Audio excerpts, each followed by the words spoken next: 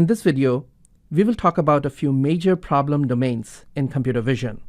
To be clear, we are not going to talk about specific applications, but we will talk about general techniques which are used in many applications.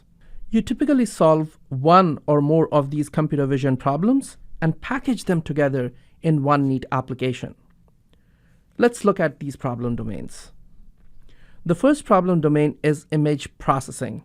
In image processing, the input is an image and the output is typically a filtered version of the image. It consists of subproblems like image denoising, enhancement, and restoration. Image processing also deals with image and video compression. Other techniques involve image binarization and binary image processing. And sometimes we just filter the image based on our application. And things like edge detection, corner detection, they can also be thought as part of image processing. The second subdomain is 3D reconstruction using 2D images. Extracting 3D information from 2D images is a huge part of computer vision. There are several algorithms that are appropriate for different domains. The most common one is stereo vision. In this class of techniques, two images of the scene are taken from two different viewpoints using calibrated cameras. The depth at each pixel is estimated by finding which point in one image corresponds to which point in the other image, and this is followed by triangulation. A close cousin of stereo vision is projector camera systems, where one of the cameras in the stereo setup is replaced by a projector that projects a dot pattern onto the scene. The camera recognizes the dots, and this is followed by triangulation. The first version of Kinect game controller used this technology. Sometimes the projected pattern is not a dot pattern, but some other form of structured light. High-resolution face and body scanners almost always use a projector camera system. An obvious extension of stereo vision is multiple view structure from motion. In this class of problems, we take pictures of a scene or an object from multiple views and automatically generate a 3D structure of the scene. In this work by Agarwal et al., thousands of images of the Roman Colosseum obtained from Flickr were used to generate a 3D point cloud. These algorithms, where we use 2D images for 3D reconstruction, are often referred to as structure from motion because we are generating the 3D structure by moving the camera. Even though we may not be physically moving a single camera, it is the motion between the two views of the scene that provides 3D information. Structure from motion is also closely related to another problem called visual SLAM, that stands for simultaneous localization and mapping.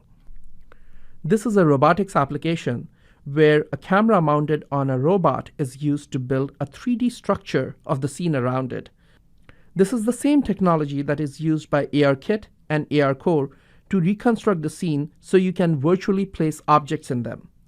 In many applications, it is necessary only to recover the location and orientation of the camera from images.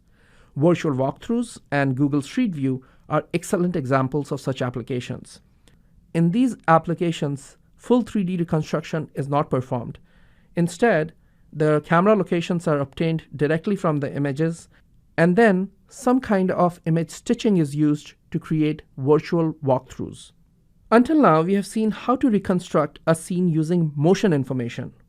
This begs the question, is it possible to obtain 3D information about a scene without moving the camera? The answer is yes. In fact, the human eye routinely decodes depth and shape information without necessarily using two eyes. When there is only one view of an object, one important clue about the shape is in the shading information. The class of algorithms that recovers the shape of an object with just one view using shading information are called shape from shading. Unfortunately, shape from shading is an ill-posed problem, which means that it cannot be solved without making strong assumptions about the shape we are trying to recover. However, there is hope in shading. Instead of using one image, if we use 3 images of an object lit from 3 different directions, we can uniquely recover the shape of the object up to a scale. This technique is called photometric stereo. Unlike stereo algorithms, here the light is moved instead of the camera. There are also algorithms for extracting shape from silhouettes and defocus.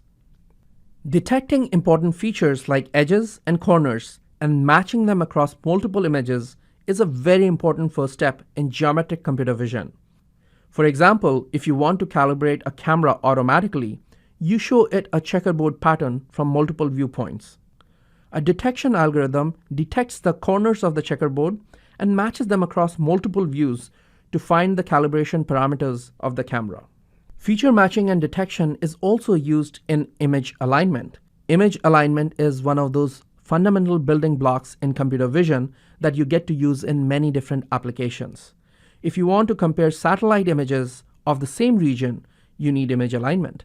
If you want to register 2 scans of the brain to see the effect of a treatment over time, you need image alignment. If you want to create panoramas, you need to understand image alignment. So you can see that image alignment, the same class of techniques, are used in many different applications. A closely related problem to image alignment is motion estimation. Usually, when we are working with videos, the motion between the frames is small. In such cases, we often try to find how each pixel in one frame has moved in the other frame. This is usually referred to as motion estimation. Motion estimation has many applications like video compression and video stabilization. Until now, we have discussed problems of geometry and motion. Now let's look at some problems in recognition. The first such problem is image classification. This is one of the most widely studied problems in computer vision and artificial intelligence. The goal of image classification is to label an input image with a class that describes the image. For example, given an image of a cat, a classification algorithm would return the label cat. As you can imagine, an image classification algorithm will work best if there is only one object in the scene and it is tightly cropped. If there are multiple objects, we need to first find a bounding box around them before classifying them. And these algorithms are called object detection algorithms. Given an input image, they return an array of bounding boxes and a class label for every bounding box. Now let's take the idea even further. Imagine you have multiple objects, but instead of an image, you have a video sequence. You can do object detection on each frame, but you also need to know which bounding box in one frame corresponds to which one in the next frame. The class of algorithms that track an object from one frame to the next are called object tracking algorithms. In object detection, you're searching for objects in the entire image. In tracking, you know the location of the object in the previous frame, and that information can be used to reduce the search space and make tracking fast. Tracking algorithms often learn the appearance of the object, and some of them can re-identify the object if it disappears and then reappears in the frame. The next important problem is called image segmentation. Sometimes it is not enough to put a bounding box around the object of interest. We want to find a group of pixels that belong to the object, not just a bounding box around it. This grouping of pixels into different classes is called image segmentation. Another problem closely related to segmentation is called natural image matting, where the goal is to segment the image into 2 classes, background and foreground. Unlike image segmentation, where a pixel can belong to only one class, in natural image matting, boundary pixels belong partially to the background and partially to the foreground. So at the boundary, the pixel value that we observe is a mixture of the background and the foreground. And these things are very common when we are looking at very fine structures like a strand of hair. And then there are many types of domain-specific recognition algorithms. For example, many recognition algorithms have been specifically developed for biometrics. You may know about face recognition, fingerprint recognition, iris recognition, and even gait recognition, which means you can be identified in a video based on how you walk. In document analysis, we use text recognition, which is used to convert an image of the document into text. Image recognition techniques are also used in other places where we want to detect fraud or find if a merchandise is fake or real. In addition, sometimes we need more granular information about a person or object in the scene. For example, in addition to detecting the faces, we may want to locate the landmarks on the face or estimate the head pose.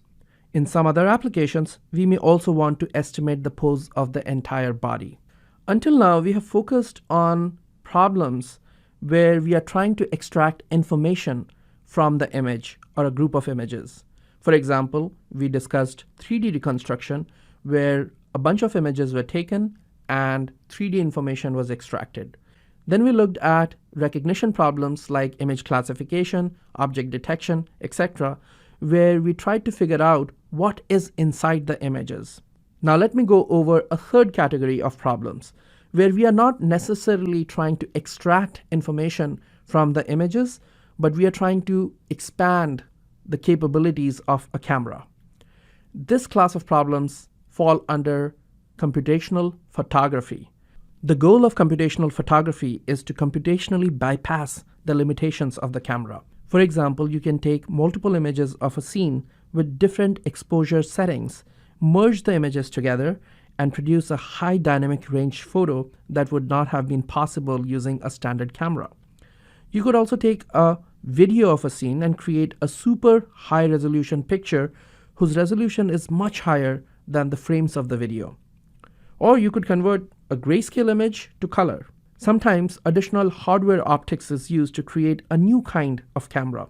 A fine example of this was the light field camera that uses a special lens to not only capture the intensity of light, but also the direction of light. With a light field camera, you can change the focus of an image even after it has been acquired. One of the crowning achievements of computational photography was the recent imaging of a black hole. Imaging a black hole would have required a telescope as large as the Earth itself. Instead, the Event Horizon Telescope project used a network of 8 different telescopes from around the globe. These images were time-stamped using atomic clocks. The image recorded on a single telescope is extremely low resolution, but together the 8 telescopes acted like one giant telescope to bring us the first high-resolution image of a black hole.